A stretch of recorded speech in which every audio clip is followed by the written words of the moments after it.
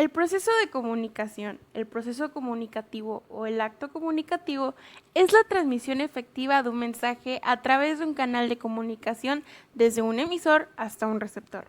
Es decir, es el circuito completo de la comunicación efectiva, en cualquier ámbito en que éste se pueda dar.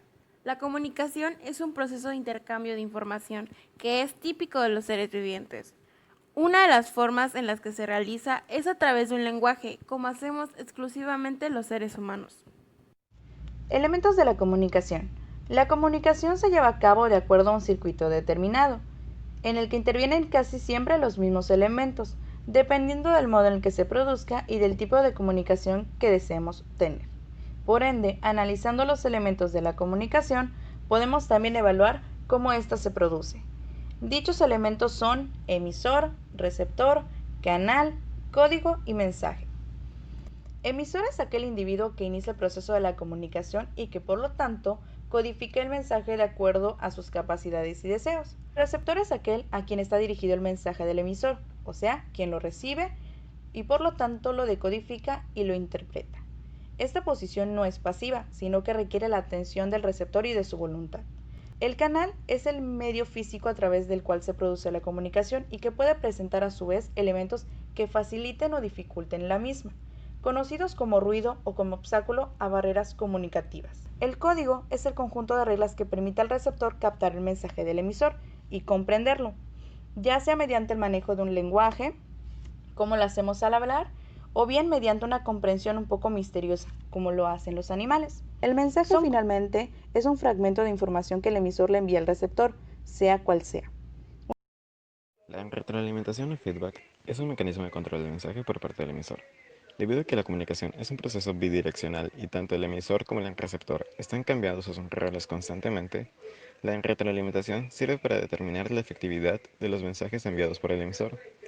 De esta forma, quien emite el mensaje puede comprobar si fueron recibido e interpretado de forma adecuada. Un ejemplo de retroalimentación sería un intercambio de preguntas y respuestas entre el emisor y el receptor. Retroalimentación positiva. Cuando la respuesta lograda es la esperada. Retroalimentación negativa. Cuando se obtiene una respuesta que no es la esperada.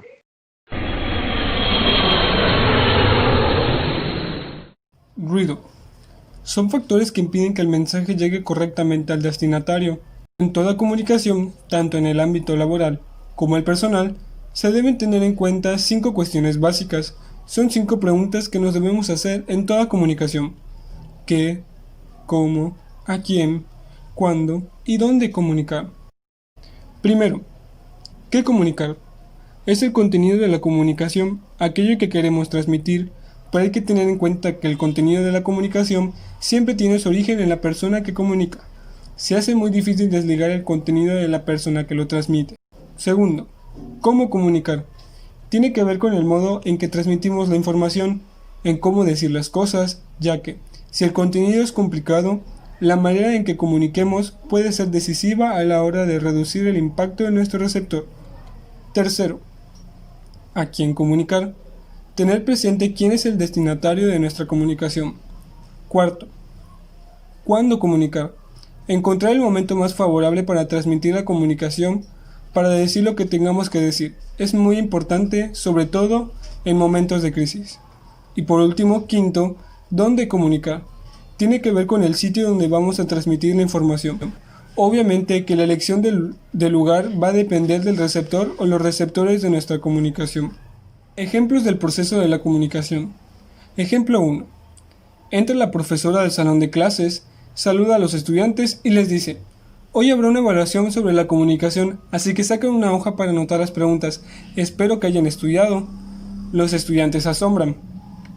Emisor: la profesora. Receptor: los estudiantes. Mensaje: habrá una evaluación sobre la comunicación. Código: palabras y lenguaje verbal. Canal: el aire. Contexto: un salón de clases. Ejemplo 2. El instituto.